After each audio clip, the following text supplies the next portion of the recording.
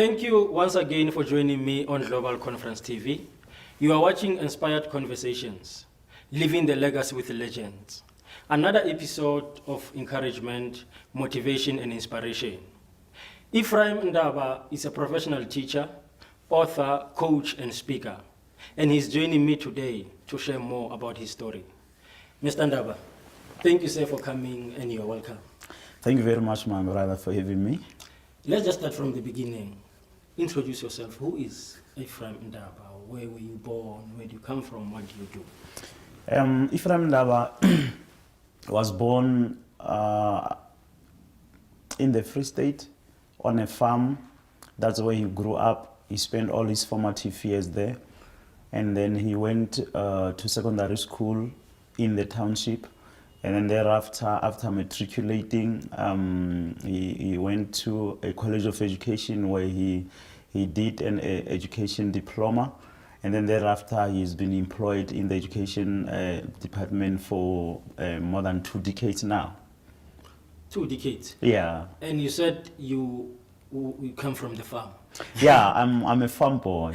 Now, what actually pushed you, rather influenced you, to go all against the odds? Because, you know, when you grew up and you see a person growing up in the farm, immediately that person is being judged that he cannot rise above the circumstances. But what really influenced you to rise above every circumstances? Yeah, you see, I can attribute it to about 3 things. The first one was that I have very inspirational parents. They were not educated, but they wanted their children to be educated, and they inspired us to go to school. And when I went to the township, after finishing my primary education, I went to the township and then to the secondary school. The fortunate thing is that I was accommodated by a family of people who are very educated. And that I think they also added the impetus of me wanting to be a better person. So they helped me very much. So the environment that I went to when I went to the secondary school actually helped me a lot to become what I am today. Otherwise, there are friends of mine that I grew up with on the farms who did not actually go all the way. Yeah, they ended there on the farm, working as farm workers and so on and so on. But I thank God, on the other hand, that He gave me the kind of parents that I had, and then who actually, even if they did not have any financial, muscle, but they wanted us to, to get education. So they helped me very much. But the other thing is, even whilst I was very young, I had this idea that being born on a farm does not mean that I have to end up on the farm. I was inspired by looking at other people who are successful. You see, the other thing that makes people not to be successful when they are from, disadvantaged backgrounds is that they don't have the opportunity to model themselves after successful people, because there's so, the number of successful people around them so little that they don't have like role models. So it's very important that you have role models, because it helped me when I entered into that family. That the other family where I was accommodated, they were not even my relatives, just the strangers. They picked me from the line when I was queuing to go look for a school. And then I remember that lady, she was a teacher there. She said, "You boy, do you have an accommodation where you're going to stay?" And then I said, "No." And she said, "No, if you don't have accommodation, come and then we'll stay together." And she was a teacher, you can understand. So she influenced me a lot, yeah, in order to become what I am today. Oh, that's an inspirational story. Yes. So when you talk about role models, were there any role models that were well known, maybe people who were successful? Or influenced you? Yes, the very same in that family. It was a family of educated people.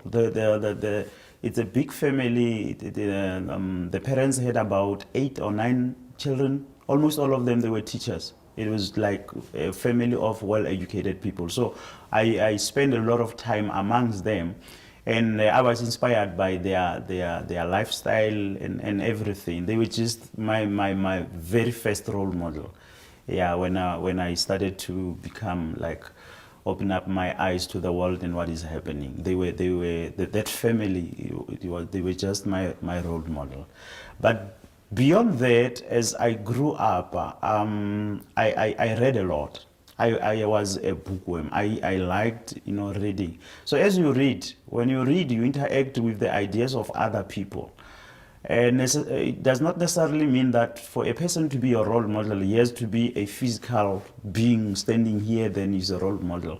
But through reading, through, watching either through television or whatever, you can also have role models in that. So I read a lot, and then I read stories of people who were very, very inspirational, who came from disadvantaged backgrounds, but who made it in life. So every time I read such stories, they gave me, a little more faith that I can also do it. I can also do it up until I'm where I am today. Oh, that's good. That's powerful. Yes. And you wrote a book. Yes, sir.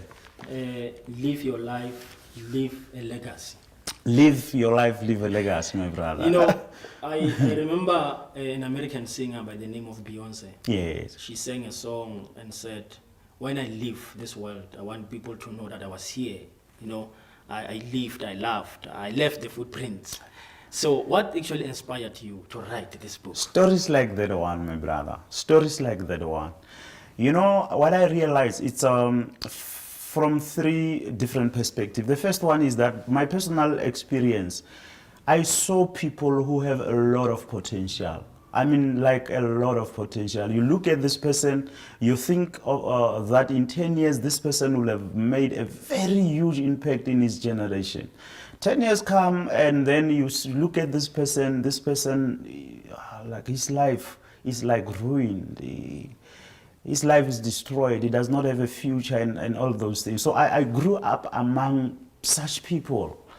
I remember even at school, very bright learners. At workplaces, you'll find that there are people, when you look at them, they are your role models. But 5 years down the line, their lives are ruined. And then I said, but what is the problem? And then I realized that one of the things is that people don't live their lives with the end in mind. They don't start at the end. You see, the problem with people who don't succeed in life, most of them, is that they start before ending. Because if you start before ending, you're going to have a problem, because you don't have an image that you have built, that you are building towards, or a destination or a destiny that you are going towards. You see, it's like when people build malls or build houses, they don't put one single brick before that house is finished or that mall is finished. Before they finish it, everything, the roofing, the everything, then they go back and then they say, then we start. Exactly. So you finish it first and then you go back and then you start. So the problem, I realized, this book is all about that. Live your life and leave a legacy. It's all about starting with the end in mind. What kind of an end do I want to arrive at the end? It's not only about death. When people read, the chapters there, you'll think that, this book, these chapters are so morbid. They talk about that. It's not about death. It's about an ending of anything. Like right now, you are a journalist. Ne?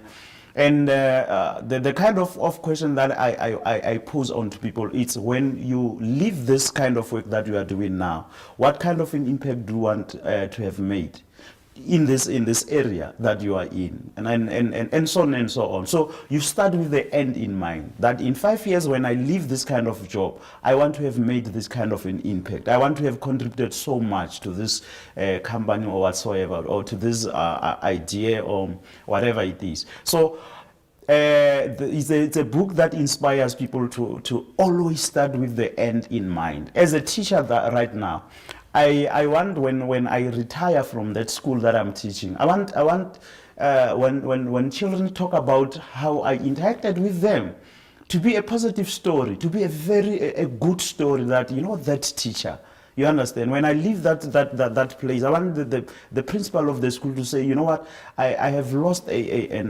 very good and an excellent employee. You understand? So you've got to be intentional about those things. You've got to start there, look at the end, and then come back and say, how do I arrive at the end that I envisage? So this book is all about that, my brother. You live your life, and then you leave a legacy. Listen, death is not a tragedy.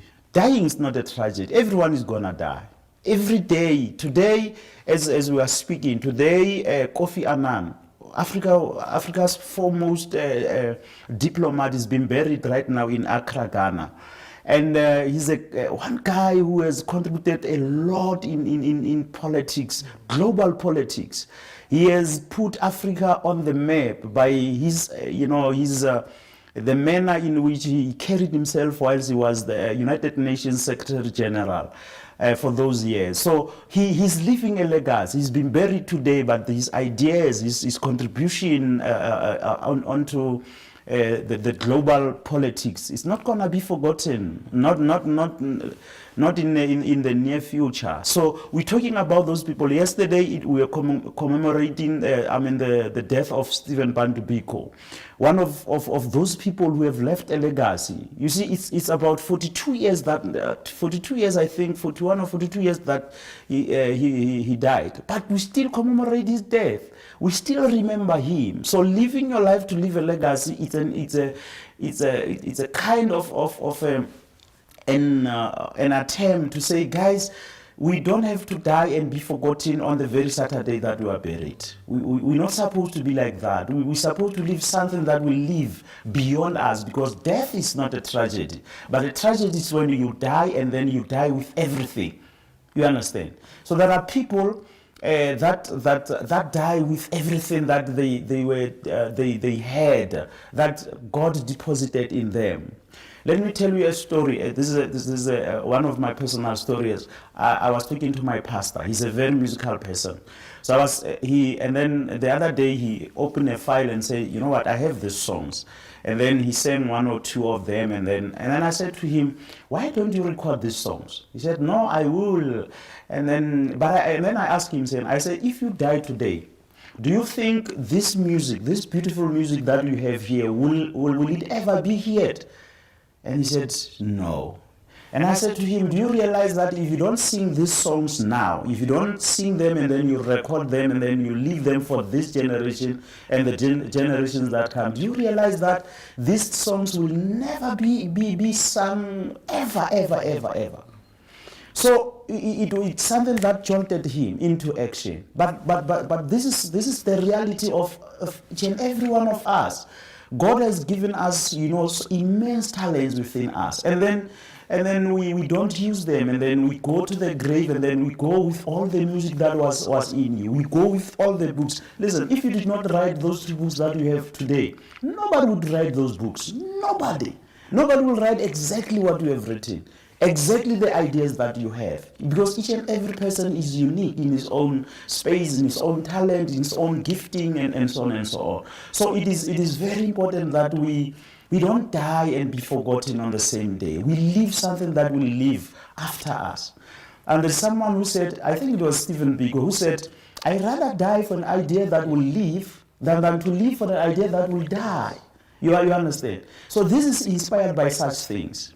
So, Mr. Ndaba, in the same note, yes, you spoke about prominent people like Kofi Annan, yes, Steve Biko, yes, and in my mind comes Nelson Mandela, definitely, Mahatma Gandhi, definitely, Mother Teresa. Definitely. Now, I want to know, for you to leave a legacy, do you really have to do or to be like such people, or an ordinary person can leave a legacy?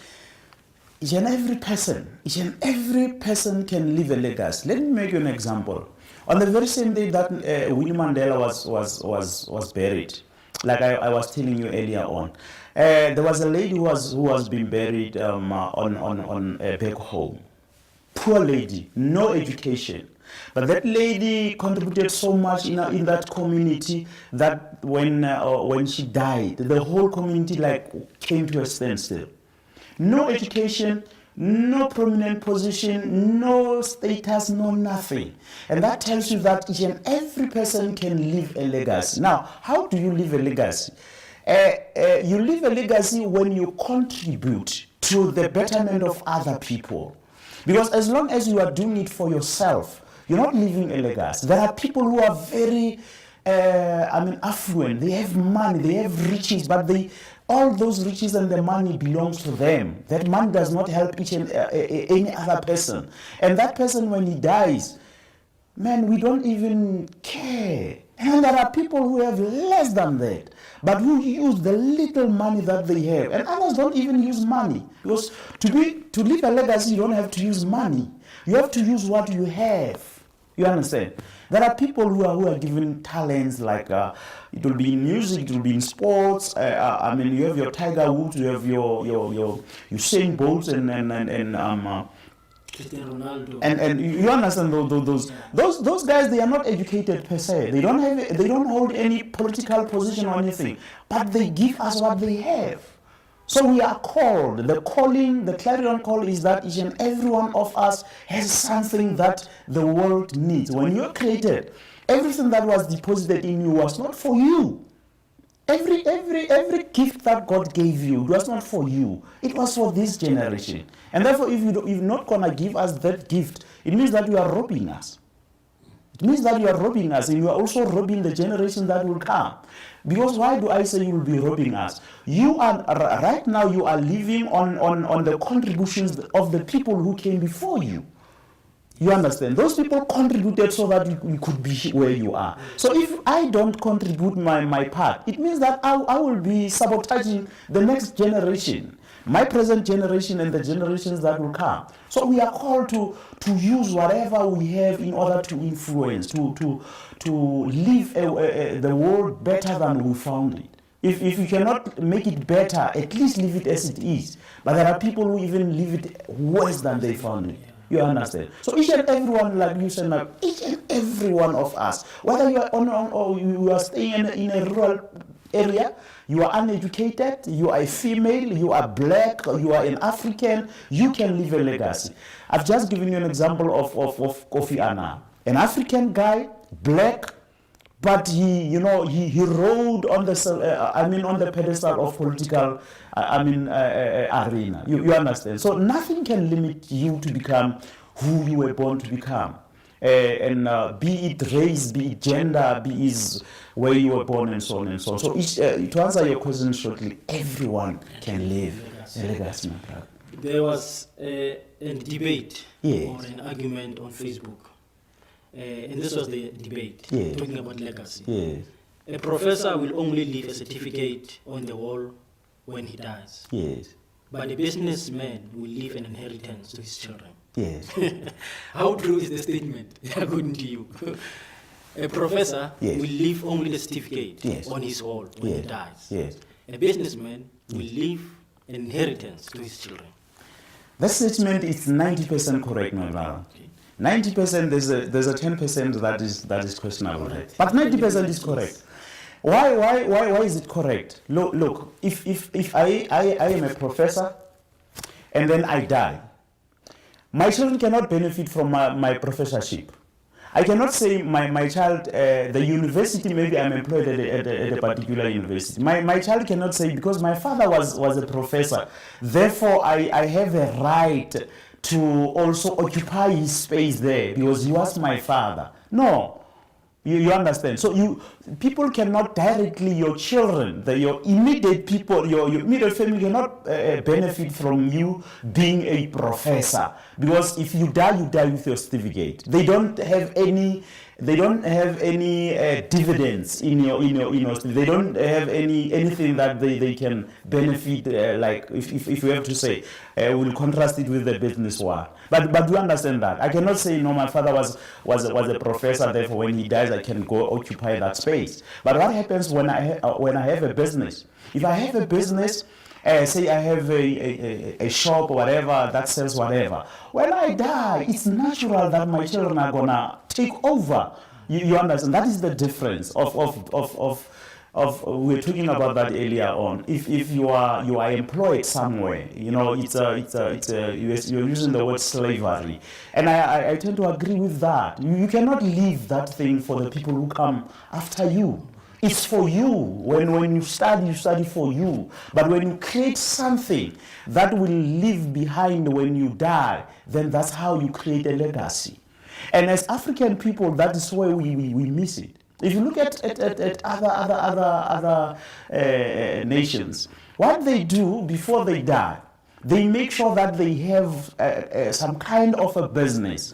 A business on which their children and the generation that will come after them will build on top of that kind of a business. You understand? But with us people, we go to school, we get this education, we get certificates, and then we become employed. And remember when we are employed, you are servicing another man's dream. Exactly. You understand? You're not servicing your own dream. You're servicing another man's dream. And therefore, when you die, you die without having started servicing your own dream. And then what do you leave behind? Nothing. You leave behind nothing. So that story, it's very powerful that a businessman is better off than a person who has a certificate. Because when you die, the certificate, it cannot serve. You cannot bring the certificate and say, use this certificate, go look for a job because this is your father's certificate. It does not work that way. You ban it. You know you use for it's useless. It's useless, Now, my talk brother. about 10%. You said 90% and 10%. Then What I mean about that is that being a professor, even if you are not going to leave a certificate that will benefit your children directly, but being a professor, it means that you are learned.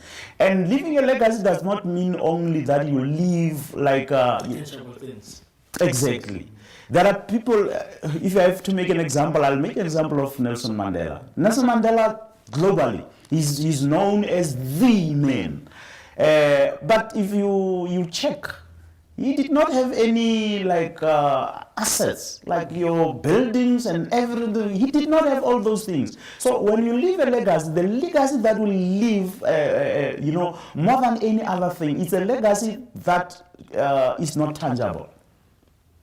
It's a legacy about character. It's a legacy about honesty. It's about service. It's about contribution and all those things. You see, modeling those things. If you model them in a correct way and in an impactful way, you'll know that will leave a legacy. For example, my mother was not educated. But let me tell you, Onkarabile, I have never seen a person who had a work ethics like my mother. She was not even employed anywhere. But that lady would work from the moment she wakes up in the morning up until every one of us was asleep. She would still be working. She would work in the garden. She would tend the garden, fix the fence if it was broken. She would do the grass. She'd come into the house, wash dishes, do everything. Even up till now, I've never seen a person who could match her in a work ethic. So she was not educated. She was not. Did not occupy any position. But she left a legacy. She left a legacy, my brother. So a legacy, more than or any other thing that is tangible, it's the ideas, it's the contribution, it's the character formulation, the character that you display on other people. That when you die, people would want to say, you know what, I wanna be like that man. Not because you have like buildings and cars and what, but just the way you carried yourself, how honest you were, how industrious you were in your work, and so on and so on. So it's that kind of a thing that we must realize. So that's why I say that 10%, it does not disqualify you for being educated and not leaving any business or what. There's a lot of other things that you can leave for other people. You remind me a father of motivational speaking, as he has been described, Yes. Zig Ziglar. Yes. We are still benefiting, from his teaching even now. Even now. And in the same note, you said you attended some seminars of powerful, great speakers like Miles Monroe, Yes. which he also left a legacy. He's no more, but He's I'm no talking more. about him now. Yes. You attended the seminars or the likes of Robert Kiyosaki, John X. yeah. Maxwell. Yes. What did you learn from such seminars? I learned a lot. I learned a lot that these people, they have a lot of knowledge. Knowledge is powerful, but applied knowledge is even more powerful, because sometimes we tend to limit it at that value, that knowledge is powerful, but unapplied knowledge is just still useless. For an example, if a doctor knows that you are suffering from this disease, but if he does not act upon his knowledge of knowing what is killing you, if he does not act, you are dead, my brother. You understand? What they taught me is that they had a lot of knowledge. But besides that, because I'm a speaker, when I attend this kind of seminars, I go there for three things. Number one is the content. I want to learn. I want to grow. But because I'm also a speaker, I wanna check how these people, display their craft. Because speaking, it's twofold. You've got to know the content, but you also have to know how to present the content. You understand that? So those are the things I benefit from learning from the information that they present. But I also, when I'm listening to them, I listen to how they use their voice, how they use their body, how they present their speeches and a number of things, because you've got to be effective when you stand in front of them. There are people who have a lot of knowledge, but they don't know how to present, and there are people who know how to present, but they don't have content. You understand? So I've learned a lot from these other guys. And the other thing that I've learned is that people do a lot of research. These guys, when they stand there and they speak, it's a well of knowledge, just a well. They go deep, they do their research. And that also inspires me, that whenever I'm invited to go and do a presentation, to respect the audience. Respect the audience, because as one guy usually says, is what his name is Mulimi. Oh, yes. There's a phrase that he liked to say, that the privilege of the mic. That to be behind the mic is a privilege. There are people who have destroyed, communities and generations, because they were given the opportunity to be behind the mics, but they misuse the mic. So whenever you address people, what I've learned is that you must be very well prepared, and then you must be willing to share what you have, so that and what you want to share with the people must be transformational. It must not be just for entertainment, that I can speak, I know this, but at the back of your mind every time it must be, how can this that I have right now transform the audience that is in front of me? You understand? So that is what I have learned, and even a number of other things that I will not mention here. All right. And you also spoke about your mentor, Dr. J.A. Lichuti. Yes. Is he still mentoring you even now? Yes. What can you say about the importance of mentorship, especially for upcoming speakers, upcoming writers, even in any area? In any area, we need mentors. We need mentors. When you don't have a mentor, it means that you are going to do what we call a trial and error method for you to get somewhere. You are going to make your own mistakes. You are going to learn from your own experiences. And let me tell you, experience is not the best teacher. Your own mistakes, they are not the best teacher. Because if you have to make all the mistakes that you need to make in order to learn something, it will take you 2 lifetimes. Yeah. You understand? Yeah. So sometimes you don't have to reinvent the wheel. You see, the wheel is already there. It has been invented. Yours is to improve it if you have to do something on it. But sometimes we are so arrogant, we are so egoistic that we don't want other people, to help us into arriving where we want to. So mentoring is very important in this way, that if you do it alone, it might take you longer. If you do it alone, you might even, not be able to reach where you are. So the role of a mentor is to help you to cut short your journey towards arriving at a particular destination, because he knows the way. It's like someone who has been through a particular way. Then when you come, then you tell you, you must be aware that there are potholes somewhere there. You must be aware that there's no fence there, and then there are wild animals on the side. Therefore, you must be careful there, and so on. So it helps us. It preserves us. We come out of the situation still, whole, because life can be very cruel sometimes. If you do all these things by yourself, you might find that life can destroy you, my brother. There are people who are in the music industries, who are in film industry, who wanted to do everything by themselves. And because not everyone is honest outside there. There are people who are just outside there. They are looking for an opportunity to take everything that you have. And there are people who have been robbed. Their rights to their music, and if you know this story. So you need a mentor. A mentor is someone who will say, I will go with you.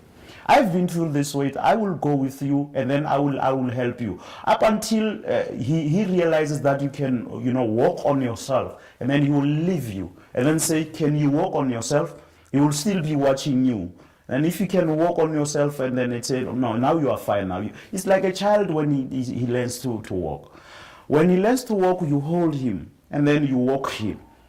Every time he falls, you pick him up and then you walk with him. But when you realize that he can walk on his or herself, then you leave him. Yeah. So that is, mentors are very important, my brother. They are very important. If you don't have one, you definitely in any area of your endeavor, you need to have one as a mentor. All the great people, if you can check their background, there is a mentor behind. There's always, even in the Bible.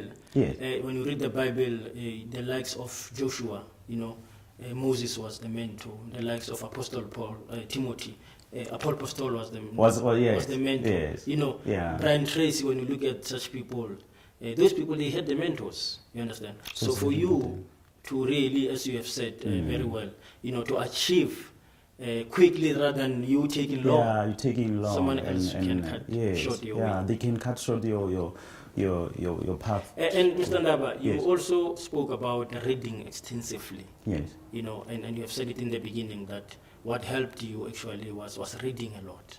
And even now, your philosophy was shaped by actually reading extensively, even what you do now. Yeah. What is the importance of reading? Can you just encourage the viewers out there? What is the importance of? The importance of reading, my brother,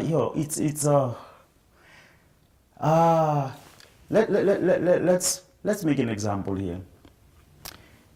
Zig Ziglar is dead. Miles Monroe is dead. Yes. And a number of them, they are dead. But I can interact with Miles Monroe beyond the grave today. He can still speak to me because he has written books. I can still find whatever it is that he formulated in terms of ideas, of philosophy, of systems, and so on and so on. I can still get that. Why? Because it is written in a book. Therefore, when you read a book, you are actually conversing. You are having a conversation with the author of the book. So whatever that the author wanted to pass it on to other generations and his generation and the other generation. If you read his book, you still you come into contact with his ideas. You see, ideas don't die, my brother. The reason why America is not being is failing to actually successfully combat terrorism is because they are killing the people. They are not killing the ideas. You understand? Ideas outlive people. You can kill people, but their ideas will remain. Those people who are left behind, if they can pick up the ideas, that ideology will still continue even if you kill one person. So sometimes we think that when you kill people, we're killing an idea like they are doing, and they are dismally failing, because terrorism, it's you understand. Up until you sit with these people and say, guys, what is this idea of yours of killing other people? Suicide bombers and what? Up until you interact with the ideas, you'll never kill that thing. You understand? So ideas are very, very, very important. They live beyond the grave. So when you read, you actually give yourselves. Listen, my brother. And when you read, I was listening to John Maxwell. And then, no, not John Maxwell, Mike Maddock. And then he said they were asking him, how long did he write? There's a book that he called The Assignment. Ne?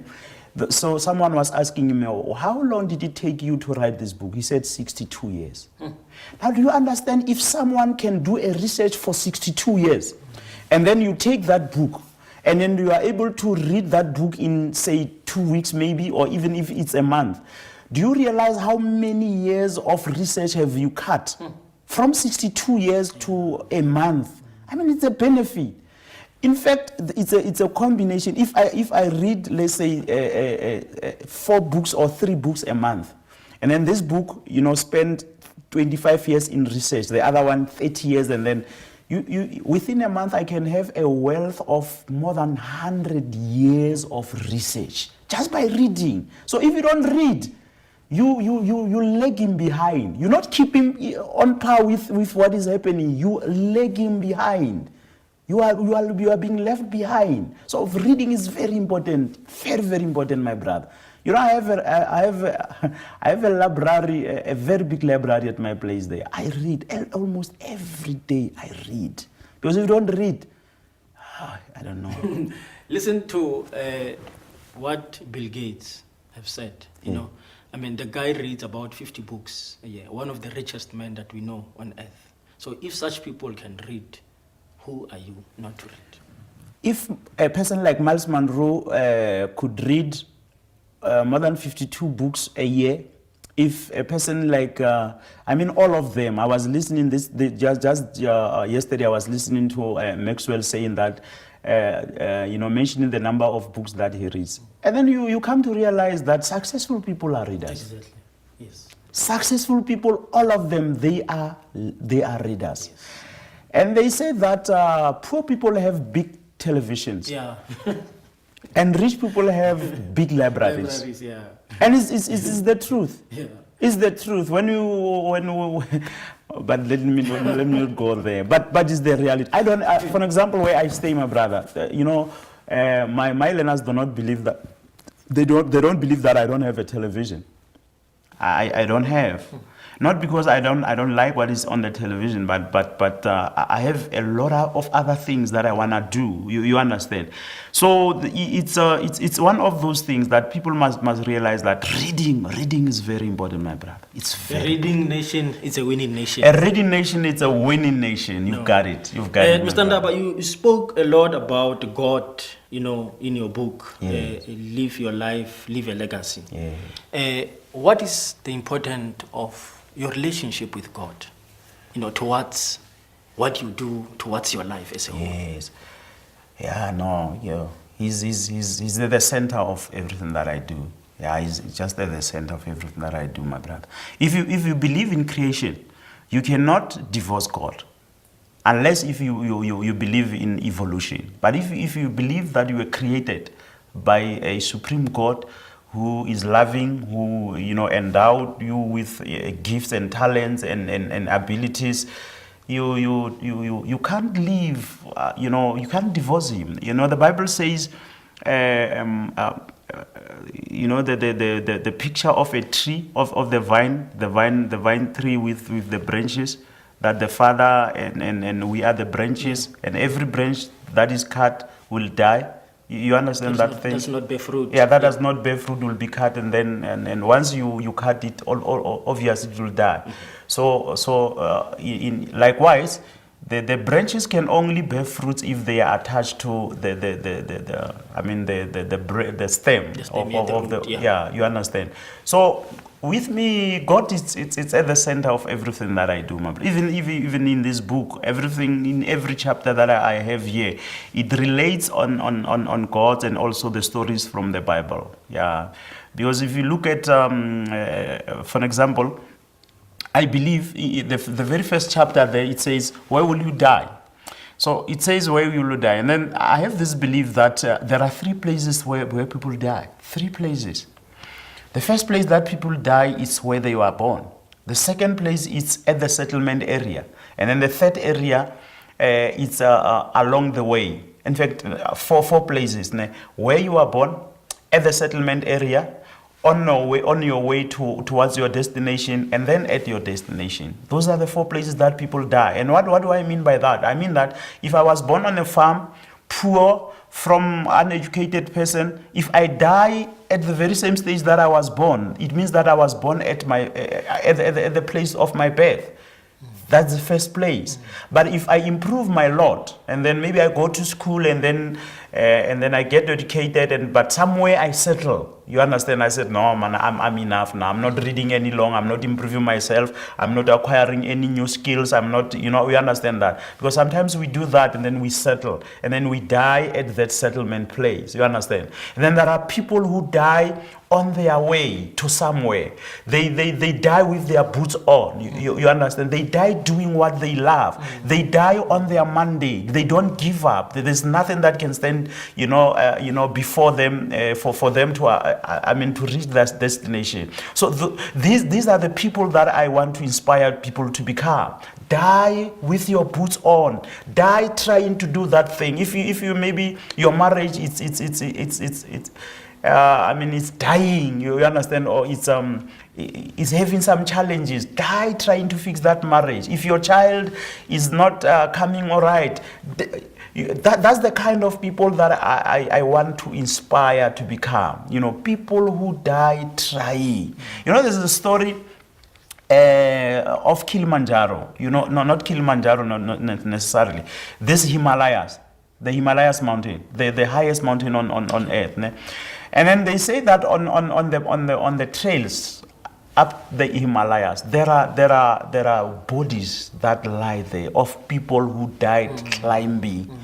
Now the problem with the Himalayas is because it's that it's so high and it's so cold. You don't have time to actually, if you find someone dead there, you say, let us bury him. So those bodies are lying like there. When these people climb on this mountain, they actually go over this body sometimes. You understand? So these are the people that I want to inspire. Die doing that thing. Don't die. It's like if you are a ship.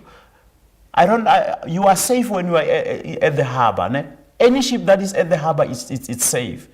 And then when it enters into the sea, it's exposed to the elements. But ships are created to do what? Not to stay at the harbor.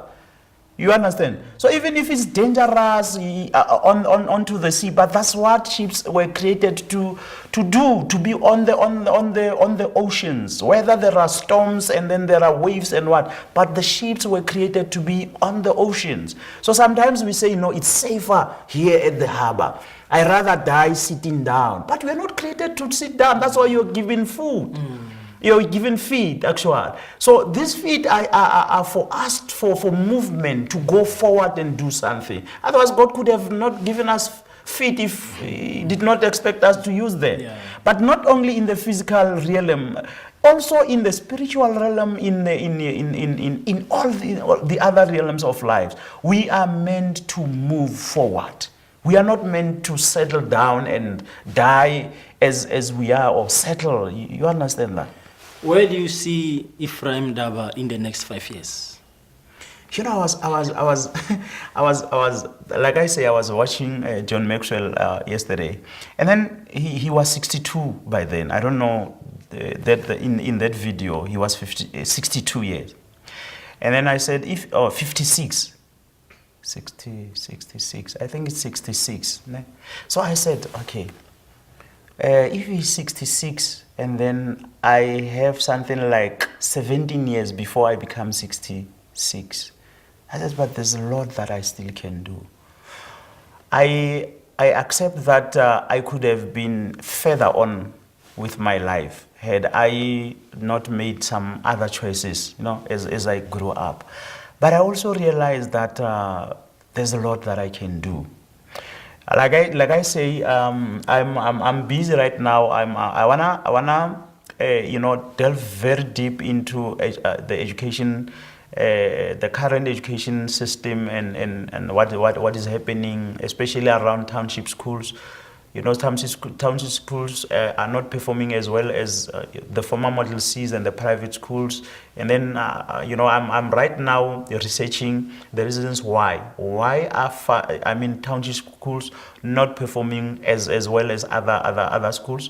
From managerial level to the parents' contribution and participation, to the learners themselves, learner motivation, and also the system that are employed. That is what I'm researching now. So I think in 5 years' time, brother, if I have to say it in a nutshell, is that I think I will have written. I've already started writing a book, about that. Okay. Finding problems and also providing solutions. Because sometimes it's not useful for us to, point at the problems, Exactly. but not coming with Yes. solutions. So I'm trying to do a research that will bring about, solutions as to what can we do in the township school that we can improve them to a level where parents who lives in a township will not be compelled to take that child and then take him to a former Model C school in town, pay more for transport, pay for school fund when there is a school that is free in the just next